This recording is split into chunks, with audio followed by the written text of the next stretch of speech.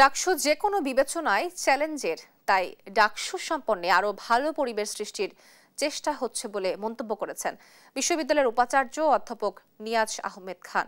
সকালে ঢাকা বিশ্ববিদ্যালয়ের কালো দিবস উপলক্ষে ছাত্র শিক্ষক কেন্দ্রে আয়োজিত আলোচনা সভা শেষে সাংবাদিকদের প্রশ্ন উত্তরে মন্তব্য করেন তিনি। বলেন, সুষ্ঠু ডাকসু অনুষ্ঠানে নিয়মিত সব অংশীজনদের সাথে বৈঠক করছে বিশ্ববিদ্যালয়ের প্রশাসন।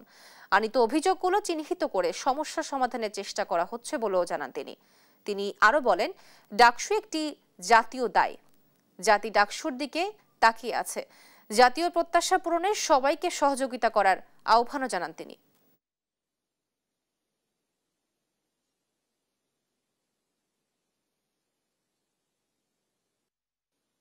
এটি একটি জাতীয় দায়, যদিও এটি ঢাকা বিশ্ববিদ্যালয়ের একটি অনুষ্ঠান, কিন্তু পুরো জাতি আমাদের দিকে তাকিয়ে আছে। জাতির প্রতি আমাদের কৃতজ্ঞতা। এই দায় কোনো ব্যক্তিগত দায় নয়, এটি একটি কালেকটিভ রেসপন্সিবিলিটি। ছাত্রদের ব্যাপক আগ্রহ এবং দাবির প্রেক্ষিতে আমরা মাঠে নেমেছি।